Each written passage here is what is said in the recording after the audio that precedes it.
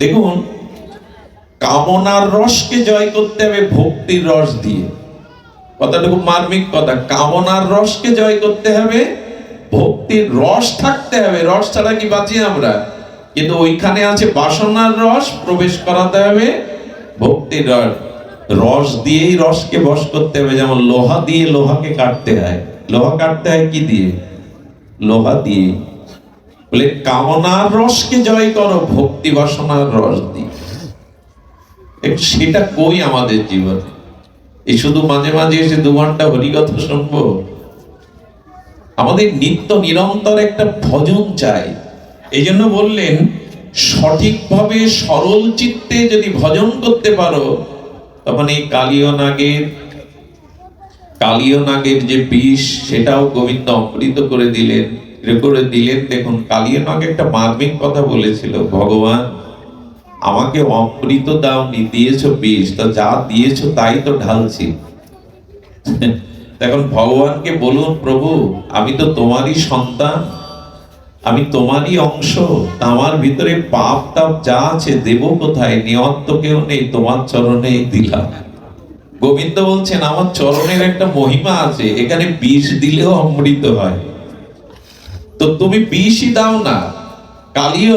কালীয়নাথকে বলছে তুমি বিষ দাও, ওটা আমার চরণের মহিমায় অমৃত হয়ে যাবে। প্রহ্লাদের বিষ অমৃত হলো, মীরাবাইয়ের বিষ অমৃত হলো, তো এখন হবে না কেন? এই তো পাপ, কিছুদিন আগেও তো সেটা হলো মীরার জীবনেতে, কলিযুগের ঘটনা, বিষ অমৃত হলো গোবিন্দের নামামৃতে।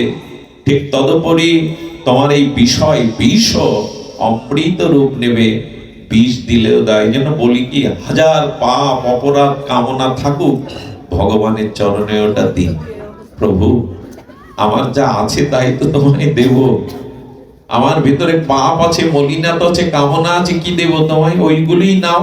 কালীয়নাথ যেমন বিষ দিয়ে বলছে, অমৃত তো দাওনি, বিষ দিয়েছো, যা দিয়েছো তাই দেই। খুশি হয়ে ভগবান বললেন যে দেখো, তোমার মস্তকে আমি চরণ দিলাম, তুমি রমণক দ্বীপে চলে যাও। বলে রমণক দ্বীপে গেলে গরুর আমাকে, এই কালীহট্টে ছাড়া যে কোনো জলাশয়ে গেলে গরুর আমাকে শেষ করে দেবে। তখন বললেন, আমার চরণ যার মাথার উপরে, তাকে শেষ করার ক্ষমতা কারণে, ওই দেখে সব পালিয়ে যাবে। আমার কৃপা যেখানে,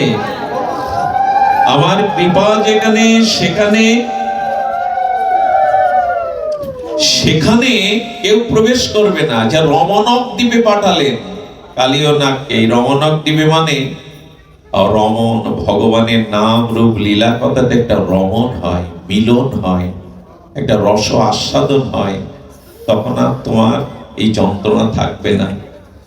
এই জন্য শাস্ত্রে বলছেন যে দেখুন, আমাদের জীবনে এই ভক্তি রস আমাদের মধ্যেই, এই ভজনের দ্বারা, সাধু কৃপা মহতের দ্বারা ভজন রসটি আমাদের চিত্তে স্থাপিত না হলে আমরা কল্যাণ পাবো না। আমি গত কয়েকদিন একটি কথা বারবার বলছি, আশ্রয় আর কোথাও নিতে যাবেন না। সে আশ্রয় চির আশ্রয় নয়, নিরাপদ আশ্রয় নয়। দেখুন, বারবার বলছিলাম, গোবিন্দের চরণ মামেকং শরণং ব্রজ। এই জন্য বলছেন ভগবান, আমার চরণ ছাড়া, শ্রী গুরু চরণ ছাড়া আর আশ্রয় নিতে যেও না, কারণ আশ্রয় দিতে পারবে না। আচ্ছা, পিতা আশ্রয় দিতে পারবে না সন্তানকে? ভগবান বললেন না, পিতার কাছেও সন্তান নিরাপদ নয়। সেটা প্রহ্লাদ ভালো করে বুঝতে পেরেছিল। প্রহ্লাদের মতো ছেলেকে এমন কিছু নেই যে তাকে হত্যা করার জন্য চেষ্টা করেনি। পিতার কাছেও কি সন্তান নিরাপদ? আর শুনুন, জন্ম দিলেই পিতা হওয়া যায় না। যিনি সন্তানকে উপযুক্ত ভাগবত অনুশীলন শিক্ষা দিয়ে মৃত্যুর ওপরে পৌঁছে দেওয়ার প্রেরণা না দিতেন, তিনি জন্ম দিয়েও পিতা না। এটা ভাগবত বলছে, আমি না। পিতা না শাশ্বত। যিনি সন্তানকে উপযুক্ত শিক্ষা সংস্কার দিয়ে এই বারবার জন্ম মৃত্যুর ওপারে প্রেরণা দিয়ে পৌঁছে না দিতে পারেন, তিনি জন্ম দিয়েও পিতা না। রামপ্রসাদের একটা কথা শুনেছেন, প্রসাব করলে হয় না মাতা, যে না বোঝে সন্তানের এই ব্যথা। কি পার ব্যথা, মাথার ব্যথা? অর্থাৎ এই পুনঃ পুনঃ জন্ম মৃত্যুতে আসা কর্মফলের ব্যথা যে মা কৃষ্ণ ভজনে এগিয়ে দিয়ে এড়াইয়ে দিতে পারে, ইনি হলেন প্রকৃত মা। পিতার কাছেও পুত্র নিরাপদ না, প্রহ্লাদ নিরাপদ থাকেনি, এমন কোন অত্যাচার নেই পিতা করেনি। আচ্ছা, মার কাছে, মা তো স্নেহময়ী, মার কাছেও পুত্র নিরাপদ না থাকলে কুন্তির মতো রমণী কর্ণের মতো সন্তানকে ভাসিয়ে দেয় নদীতে।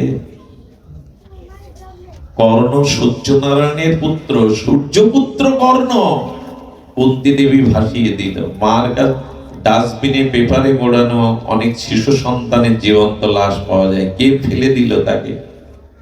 মার কাছেও সন্তান প্রকৃত আশ্রয় নয়, নিরাপদ নয়। যদি বলেন বড় ভাইয়ের কাছে, বলো না, বিভীষণের মতো রাম ভক্তকেও লাথি মেরে তাড়িয়ে দিল বড় ভাই। ভাইয়ের কাছেও ছোট ভাই নিরাপদ নয়। সুধীবৃন্দ, স্বামীদের কাছেও কি স্ত্রীর প্রকৃত আশ্রয়?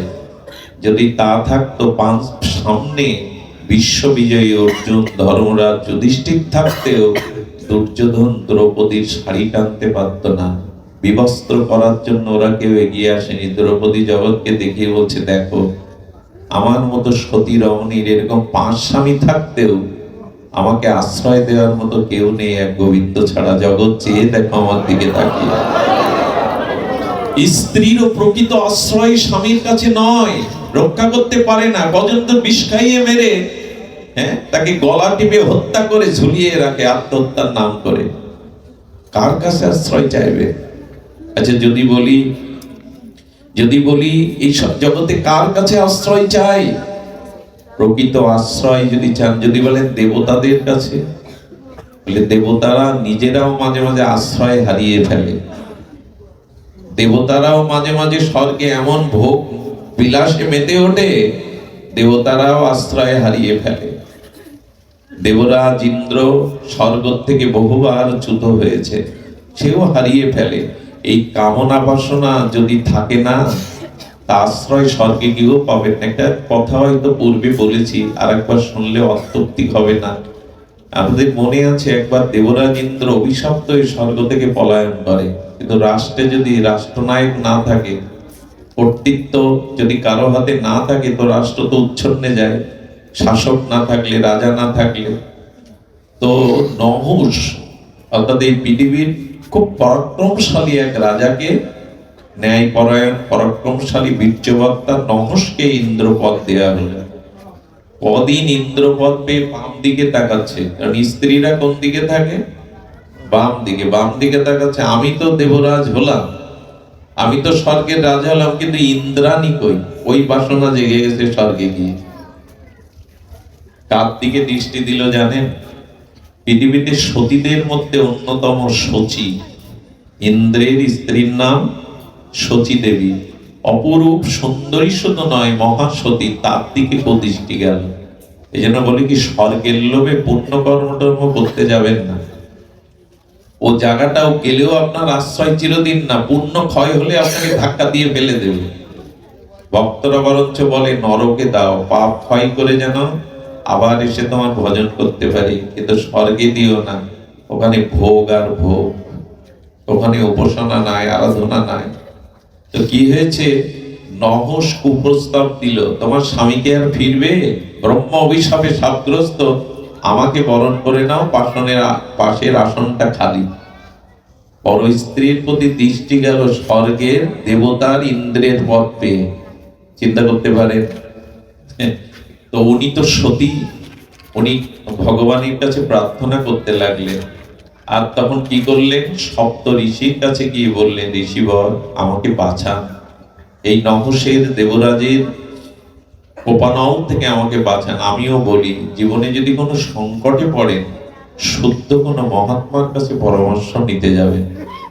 সাধুরাই পরের দুঃখকে নিজের দুঃখের মতো অনুভব করে। সাধুদের হৃদয়ে অপরের ব্যথাকে নিজ ব্যথা অনুযায়ী তারা অনুভব করে। এই জন্য তারা সমাধানটা শাস্ত্রের থেকে দেয়। সুধীবৃন্দ, সপ্তঋষি বললেন, যা মা, ভয় নেই, তোকে একটা বুদ্ধি শিখিয়ে দিয়ে তোর কাছে পুনরায় প্রস্তাব দিলে নহুষকে বলবি, আমি তোমাকে গ্রহণ করতে পারি, যদি তুমি ওই সপ্তঋষির স্কন্ধে পালকিতে চড়ে আমাকে নিতে আসতে পারো। সতীর ভবনটা তো আলাদা, এই ভবনে আসতে হবে। কামনা বাসনা থাকলে মানুষের কি ভাব হয় দেখুন, বিষয় বিষে কি জর্জরিত হয়। আপনারা জানেন সাপের বিষ রক্তে মিশে গেলে তখন মিষ্টি খেতে দিলেও বলবে তিতো, স্বাদ বললে যায়, নিমের পাতা খেলেও বলবে মিষ্টি। তো কামনা বাসনা ঢুকে গেলে তার রুচি স্বাদ কেমন হয় দেখুন। ওই সপ্ত ঋষিরা বলে ধ্যানে ছিলেন অস্ত্রী, পুলত্ত, পুলস্ত, বশিষ্ঠ, ভৃগু, ভগবানও যাদের প্রণাম করেন সম্মান করেন, গেলে এই বুড়োর দল ওঠো, পালকি ধরতে হবে। কামনা ভিতরে আসলে সে মহৎকে অবজ্ঞা করতে চায়, শ্রেষ্ঠকে অবজ্ঞা করতে চায়। এই বুড়োর দল বসে বসে কি করছে, ওঠো পালকি নাও। ঋষিরা ওর শেষ সীমা দেখছিল। পালকি নিয়ে ওকে যখন কাঁধে করে চলছে তখন পা বের করে বলছেন, স্বল্প গতিতে চলছো কেন, দ্রুত চলতে পারছো না? এই কামনা ভিতরে গিজগিজ করছে, তো ঋষিদের আদেশ দিচ্ছে স্বল্প গতিতে চলছো কেন? ঋষি পেছন দিকে তাকিয়ে বললে, যে নামটা উচ্চারণ হয়েছে মূর্খ তোর মুখে, তুই সর্প হয়ে যা, পতন হয়ে যা। ওইখান থেকে সর্প হয়ে পৃথিবীতে এলো। তো দেবরাজ পদ পেয়েও আপনি ওই আশ্রয় টিকতে ব্রহ্ম ভুবনা লোকা পুনরাবর্তিনা সভার্জুনা, ব্রহ্মা লোকে গেলেও আপনাকে ফিরে আসতে হবে। এরপরে ব্রহ্মার কাছেও আশ্রয় চিরদিনের নয়, কারণ ব্রহ্মারও আয়ু শেষ হয়, ব্রহ্মাও মৃত্যুবরণ করে। ব্রহ্মা বেদকে রক্ষা করতে পারেনি, অসুর দানব এসে ব্রহ্মার কাছ থেকে বেদ ছিনিয়ে নিল। তো বেদই রক্ষা করতে পারলো না ব্রহ্মা, আপনাকে কি রক্ষা করবে? আচ্ছা, এই বাংলাদেশে ব্রহ্মার কোন মন্দির দেখেছেন? ব্রহ্মার মন্দির দেখেছেন কেউ কখনো? টোটাল ভারতবর্ষে একটা মন্দির আছে, বছরে একদিন পূজা হয়। শিবের মন্দির আছে, ব্রহ্ম মন্দির না, কিন্তু ব্রহ্মা। হয়তো অনেকেই মূর্তি গড়েন, কিন্তু এই মন্দির নাই। এখন ব্রহ্মাও বেদ রক্ষা করতে পারলেন না, ভগবান অসুরদেরকে পরাস্ত করে বেদ ব্রহ্মার কাছে দিয়ে দিলেন, এখানেও ভগবান আশ্রয় হলেন। আর বাকি রইল ভগবান শিব। বিষ্ণুতে আর শিবে কোনো পার্থক্য নেই, পার্থক্য করলে অপরাধ হয়, দুধ আর দইয়ের মতো। কিন্তু শিব ঠাকুরও এক লীলায় দেখালেন যে দেখো, আমিও মাঝে মাঝে এত সরল আত্মভোলা।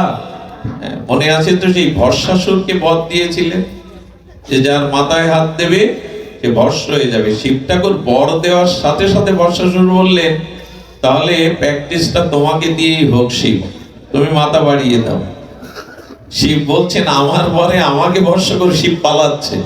এই দেখুন, উনিও আশ্রয় খুঁজছেন।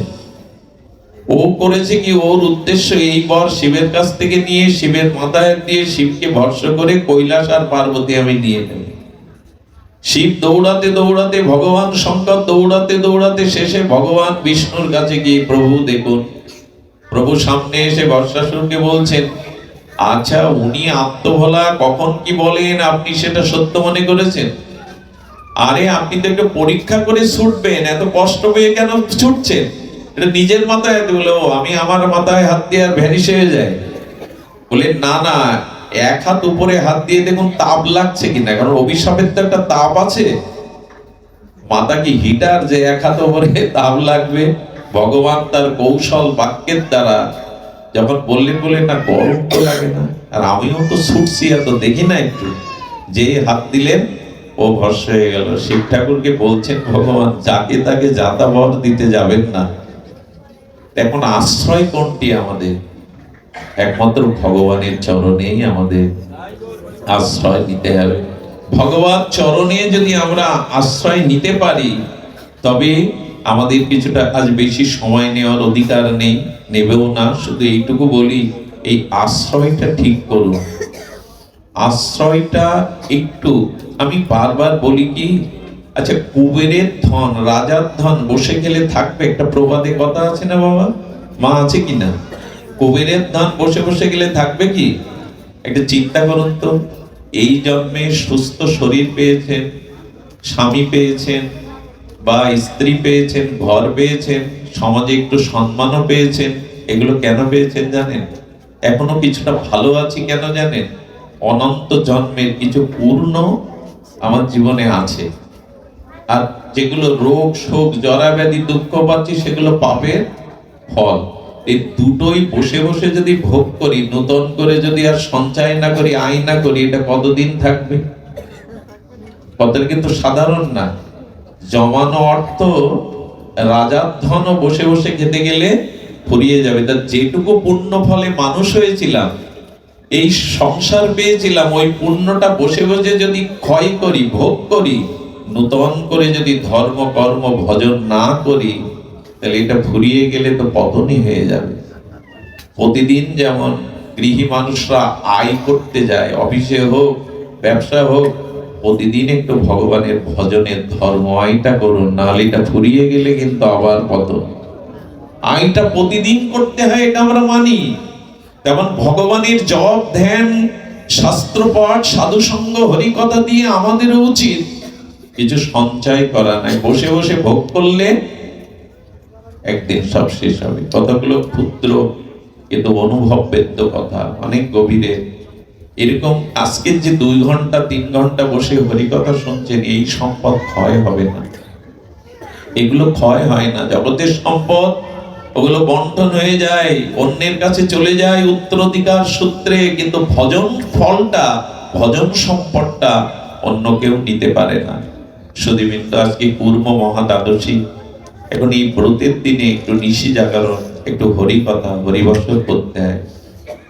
আপনাদের বসিয়ে রাখার কৌশলে বলছি না, এটা আছে, আপনারা জানেন যে ব্রতের দিনে একটু নিশি জাগরণ, একটু সাধু সঙ্গ হরিবাসর অবশ্যই করতে হয়। ব্রত মানে না খেয়ে থাকা শুধু নয়, ব্রত মানে শুধু একটা দিন পার করা নয়, ব্রত মানে আজকে 3টে কাজ করতে হবে: হরিবাসর, একটু নিশি জাগরণ, একটু ভগবত কথা শ্রবণ কীর্তন। তো আসুন আমরা এই ভগবত চরণে যে আশ্রয়, এই আশ্রয়টি আমরা মনে প্রাণে গ্রহণ করি, যে ভগবানের চরণ আশ্রয় হবে। কিন্তু কে দেবে আশ্রয়? কে আমাকে ফিরাবে এই পথ থেকে? এই পথ থেকে ফেরানোর জন্য বলি, দেখুন, আশ্রয় তিনিই দেবেন। সাধুগুরু বৈষ্ণব কৃপা করে আশ্রয় করে দেবেন। আচ্ছা, গোবিন্দের মাথায় ময়ূর পুচ্ছ কেন জানেন? আপনারা জানেন যে পৃথিবীতে যত বাদ্যযন্ত্র আছে, সব থেকে অনুভবের, অর্থাৎ হৃদয়ের অনুভব ভাবটাকে ফুটিয়ে তুলতে পারে বাঁশি। সব যন্ত্র হাতে পায়ে বাজানো হয়, কিন্তু বাঁশিটা কেবল অধরেই বাজানো হয়। কেন জানেন? মনের, হৃদয়ের সংবেদ্য ভাবনাগুলো ওষ্ঠের সাথে বাঁশির মধ্যে যায়। এই জন্য রাত দুপুরে বা কেউ যদি সঠিক রাগ রাগানির দ্বারাই বংশীধ্বনি করে, এমন মানুষ নেই যে তার চিত্ত আকর্ষণ করবে না। এই গভীর রাতে বাঁশি বাজালে মন উচ্চাটন হয়ে যায়। আর যদি রাগ রাগিনীর দ্বারা বাজানো যায়, গোবিন্দের সব থেকে প্রিয় মুরলী, গোবিন্দের হাতে যে বাঁশি, এটা বাঁশবাগানের বাঁশি নয়, ভগবান শিবই এই বংশী হয়েছিলেন। ভগবান শঙ্করই গোবিন্দের হাতের বংশী। উনি যখন বংশীধ্বনি করছেন, গোবিন্দই বংশীধ্বনি রাগিনীর দ্বারা। আমাদের আবার রাগের ভেদ আছে, যেমন ভোরবেলা ভৈরবী, এক একটা রাগের তো এক একটা সময় আছে। গোবিন্দ মালকোষ রাগিনীতে বংশীধ্বনি করেছেন। আর সেই বংশীধ্বনি কেমন জানেন? যমুনার জলগুলো যাচ্ছিল অন্যদিকে, উজানে উল্টো দিকে বইতে শুরু করলো। বিমানে করে দেবদেবীরা যাচ্ছিল, তাদের বসন উন্মুক্ত হয়ে যেতে লাগলো বংশীধ্বনিতে। ধ্যানী যোগী যারা, তাদের ধ্যান ভঙ্গ হয়ে গেল। আর দেবলোকে, সত্যলোকে যারা তপস্বী ছিল, তাদের তপস্যা ভেঙে গেল। বৈকুণ্ঠ নৃত্য করতে লাগলো।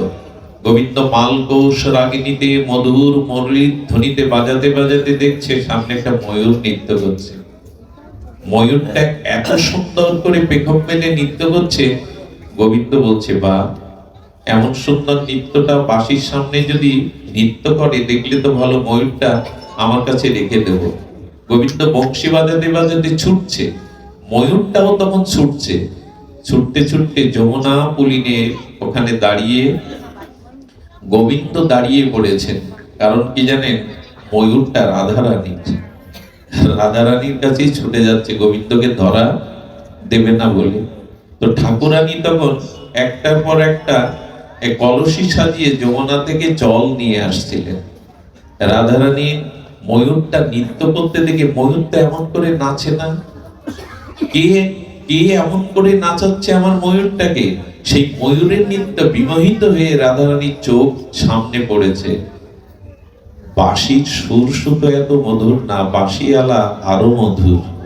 যেই গোবিন্দের দিকে দৃষ্টি দিয়েছে, কি বলবো, গোবিন্দের অঙ্গ শ্যামল বরণ শোভা দর্শন করে পীতবরণ, সঙ্গে সঙ্গে ওই মটকা থেকে জলগুলো পড়ে রাধারানীর অঙ্গ ভিজে গেছে। ওই ভেজা অঙ্গে রাধারানী যেই দৃষ্টি দিয়েছে, শ্যামল অঙ্গে পীতবরণধারী মুরলীধারী শ্যামসুন্দরের দিকে, ওই দৃষ্টি দেওয়ার সাথে সাথে লজ্জিত হয়ে রাধারানী ছুটে চলেছেন। আর গোবিন্দ বিমোহিত হয়ে রাধারানীর ওই যাওয়ার পথ থেকে দেখে ময়ূরটা রাধারানীর পিছু নিয়েছে। যেতে যেতে ময়ূরের একটা পেখম আনন্দে নৃত্য করতে করতে ওখানে পড়েছিল। ওই পেখমটা বুকে তুলে নিয়ে বলল, তোর কারণেই আজ প্রেমময়ী দর্শন পেলাম, তোর কারণেই প্রেমময়ী দর্শন পেলাম, তাই তোকে আমি আমার মাথার মুকুট করে রাখবো। সেই থেকে ময়ূর পিচ্ছটা তিনি মাথার মুকুট করে রেখেছিলেন। আচ্ছা, গোবিন্দ পীতবরণ কেন বলেছেন জানেন?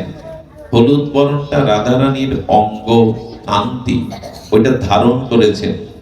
আর নীলম্বরী শাড়ি পরেছেন রাধারানী, গোবিন্দের গা নীলাভ, সেই শ্যাম নীলাভ অঙ্গটা, ভাবনাটা যাতে আমার সঙ্গে মিশে থাকে, এই জন্য নীলম্বর আর ইনি পীতম্বর পরেছেন।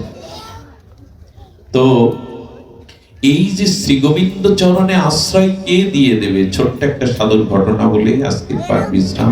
অপূর্ব এই ঘটনাটা আমাকে খুব হৃদয়ে নাড়া দেয়। এমন সাধুর কৃপা কবে হবে?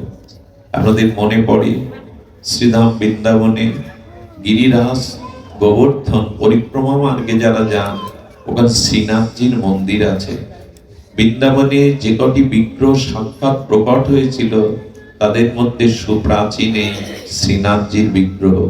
একটু ধ্যান দিয়ে শুনুন। এই শ্রীনাথজি সাক্ষাৎ প্রকট ভগবান। এই শ্রীনাথজির মন্দিরে সেবা করতেন এক সময় কৃষ্ণদাস। এই কৃষ্ণদাস কেমন সেবা করতে জানেন? সেবাকে আমরা জানি পরিপাটি সেবা। প্রতিদিন 56 ব্যঞ্জন দিতেন। কয় ব্যঞ্জন? 56 ব্যঞ্জন। নিত্য শৃঙ্গার করতেন। আর এই অর্থ সাধু হয়েও কোথায় পেতেন জানেন? ভগবানকে বলেছিল, তুমি বিশ্বেশ্বর, তুমি আনন্দময়, তুমি পরম, তোমাকে সাজাতে, তোমাকে ভোগ দিতে সর্বোত্তম দিতে চাই।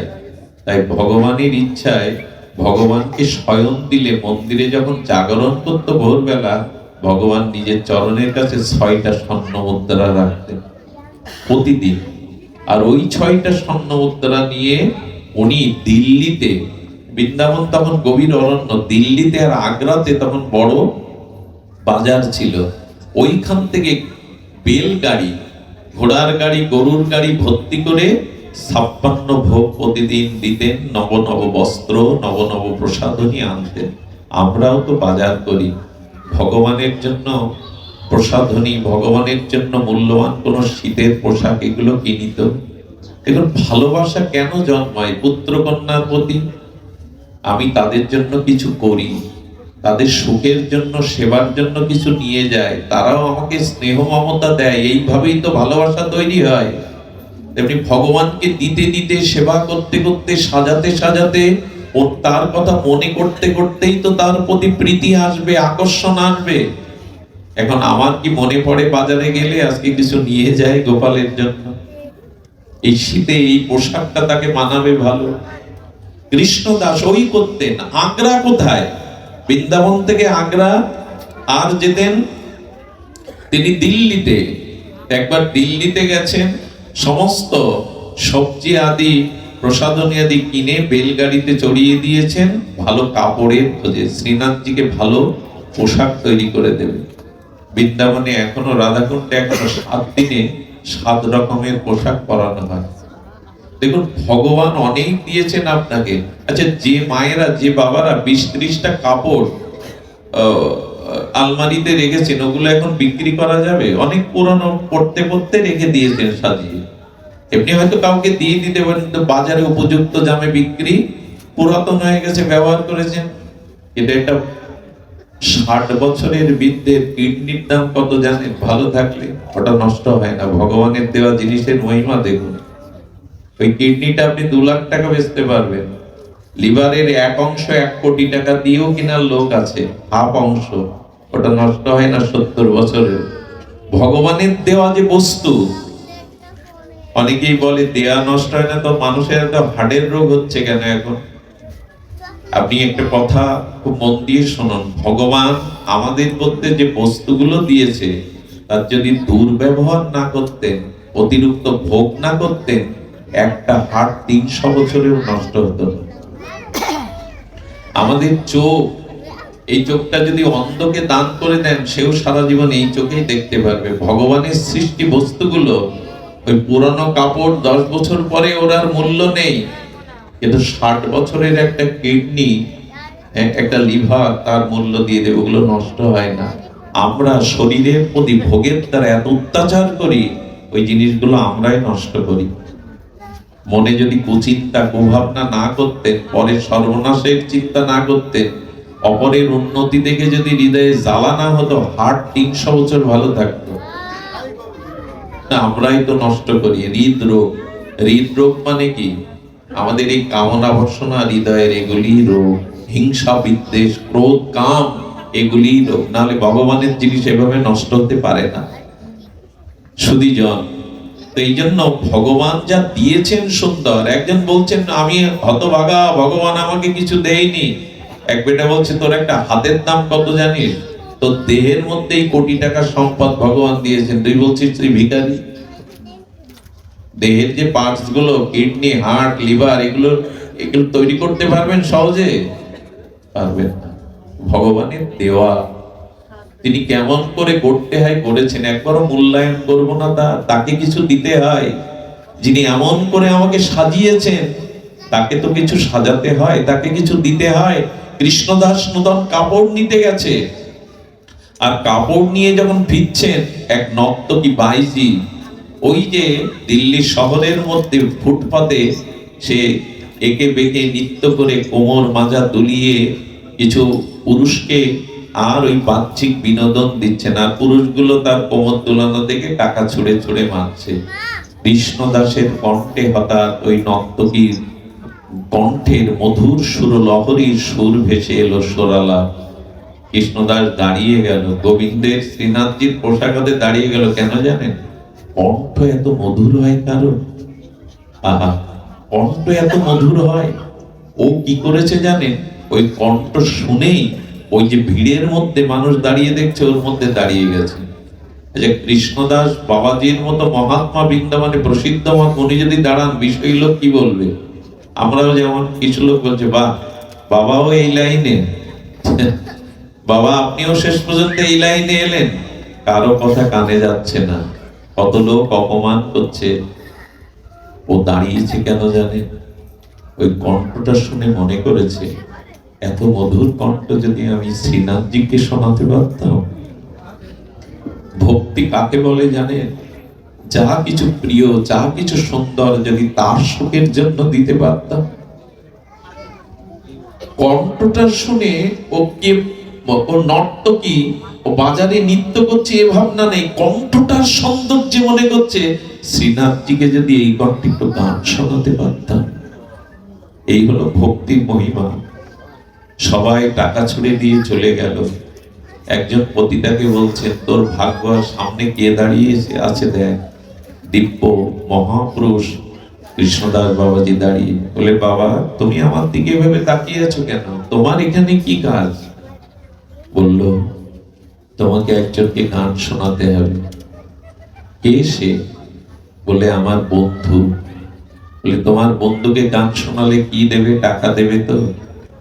বলেন, আমার বন্ধুকে যদি সুর সঙ্গীতের দ্বারা আনন্দ দিতে পারো, পৃথিবীর কারো ক্ষমতা নেই, রাজা বাদশারও নেই যে এত কিছু ভরিয়ে দেবে। তো ও মনে করেছে তাহলে শেঠ, ওর বন্ধু মনে হয় শেঠ খুব ধনী, আমি রাজি আছি, আমি তাকে শোনাবো, রাজি আছি।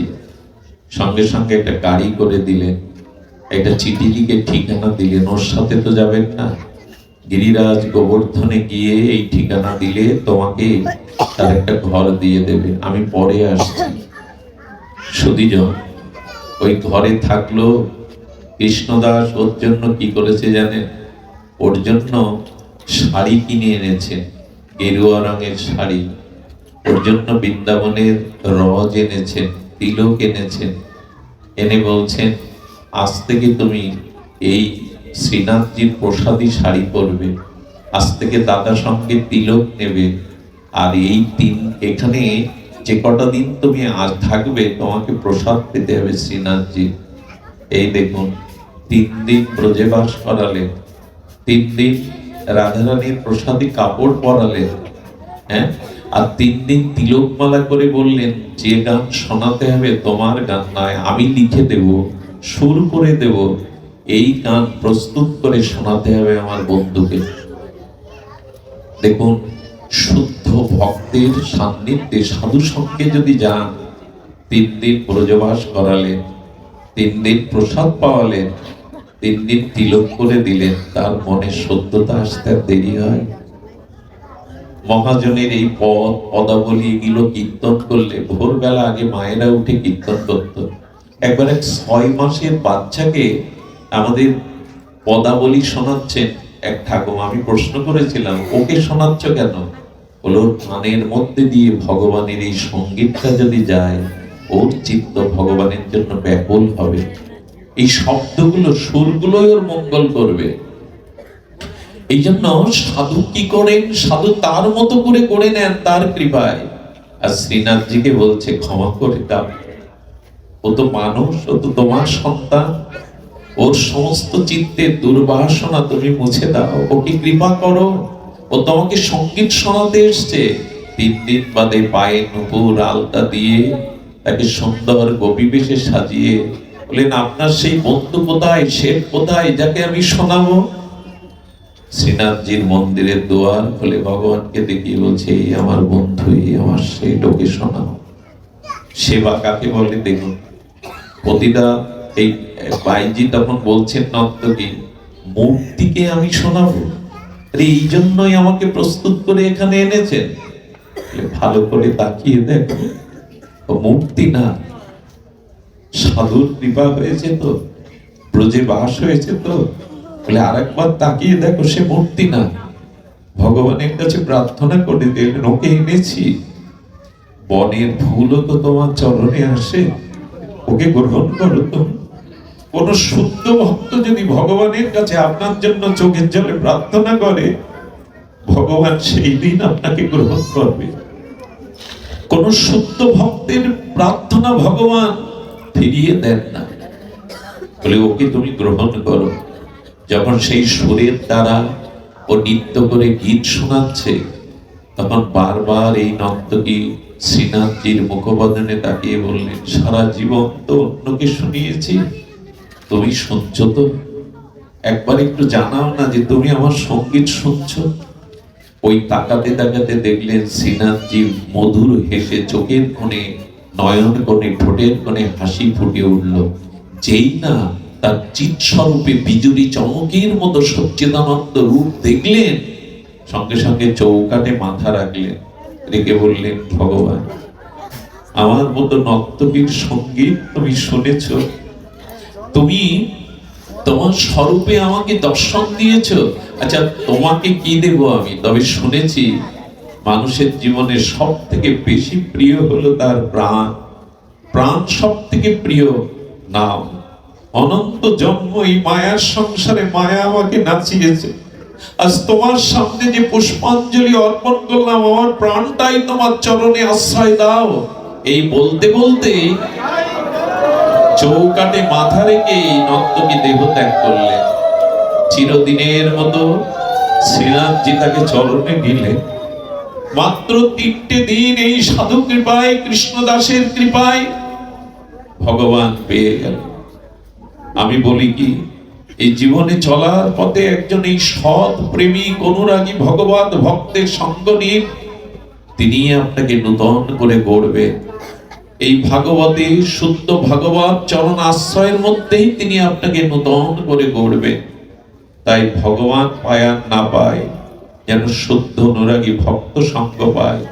বারবার পিছিয়েছি, বারবার স্খলিত হয়েছি, কবে শুদ্ধ ভক্ত কৃপা করবে। লক্ষ্য হীরা যেদিন হরিদাস ঠাকুরের বেনাপোল পাট বাড়িতে তার চরিত্র হননে গিয়েছিল, তৃতীয় দিন লক্ষ্য হীরা যেদিন বসে আছে, সেই দিন নাম প্রভুর কাছে হরিদাস প্রার্থনা করেছিল, প্রভু ও এসকে আজ 3টে দিন, আমি যদি সামান্য তোমার নাম স্মরণ করে থাকি, তুমি ওকে কৃপা করে শুদ্ধ করে দাও, ওর চিত্ত নির্মল করে দাও। ভোর বেলায় হরিদাস ঠাকুরের সেই সৌম্য দর্শন আর তার মধুর হরিনামে এই পতিতা পর্যন্ত সর্বস্ব লুটিয়ে পড়েছিল। বাবা, অনেক নেচেছি গেয়েছি, কিন্তু হরিনামে যে এত আনন্দ, তোমার শ্রীঅঙ্গের বাতাসে যে চিত্ত এত নির্মল হয়, এটা তোমার কাছে না এলে যান চরণে পড়ে বললেন আমাকে আশ্রয় দিন। লক্ষ্মীরাকে বলেছিল, মা তুই আসিসনি, কৃষ্ণই তোকে পাঠিয়েছে, আমার এই আশ্রম কে দেখবে, কে রক্ষা করবে, তাই কৃষ্ণই কৃপা করে তোকে আমার কাছে পাঠিয়েছে। এইখানে বসেই তুলসী পাতা চর্দন চর্চিত করে পরম মহত্তি হয়ে গেল। লক্ষ্য হীরার মতো জগাই মাদাইকে দেখুন, পরের ঘরে আগুন লাগিয়েছে, পর স্ত্রীর প্রতি দৃষ্টি দিয়েছে, হেন পাপ নেই, মদিরা পান করে অত্যাচার করে, সাধুদের ঘর ভাঙে, মৃদঙ্গ ভেঙে দেয়।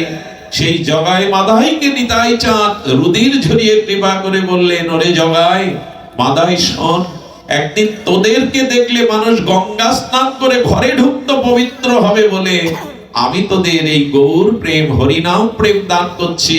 এই প্রেম এই নাম তোরা আশ্রয় কর, একদিন তোদের দেখলে আর কারো গঙ্গা স্নান করা লাগবে না, তোদের দেখলে এই জীব পবিত্র হবে। তোরা হরিনামকে আশ্রয় কর। এই তো মাত্র 550 বছর আগে এই নদিয়া নবদ্বীপেই জগাই মাদাইকেও বিনা অস্ত্রে, এবার অস্ত্র ধরেননি নিতাই চাঁদ মহাপ্রভু, এবার প্রেম দিয়ে নাম দিয়ে তাদেরকে শোধন করলেন, পরম পরম সাধু করলেন। এই মাদাই কি করতো জানেন? নিত্যানন্দের কলসি ভেঙে যে রক্ত ঝরায়, সেই মাদাই আজকে সরোদনী গঙ্গায় ঘাট করেছিলেন, এখনো মাদায়ের ঘাট নামটা আছে। ওই ঘাটে বসে লক্ষ্য হরিনাম করতেন, আর যত মানুষ আসতেন চরণ ধরে ক্ষমা করতেন, পূর্বে যদি কোনো অপরাধ করি ক্ষমা করে দিও। এই দৈন্য মহাপ্রভুই শিখিয়েছেন এই প্রেম। জগাই মাদাইকে কংসকে যেমন বধ করেছিলেন, রাবণকে কুম্ভকর্ণকে এবে অস্ত্র না ধরিলা, প্রাণে কারো না মারিলা, চিত্ত শুদ্ধি করিল সবারে। মহাপ্রভু অতি করুণা এনে নিতাই চাঁদ অতি করুণার আর্দ্র হয়ে আমাদের অসুরত্বকে নাশ করে প্রেম দিলেন। সেই নিতাই চৈতন্যের নাম ভাগবত ধর্ম গ্রহণ করে আমরাও যেন প্রেম প্রাপ্তির পথে এগিয়ে যেতে পারি। তিনি ছাড়া তো আমাদের কেউ নেই। আমি আবারও আমার বিলম্বের কারণে আপনাদের চরণে ক্ষমা প্রার্থনা করে আজকের মতো সবার সুমঙ্গল মাঙ্গলিক ভক্তি প্রার্থনা করে এখানে হরিকথার বিশ্রাম। আগামীকাল হরিকথা এখানে আছে।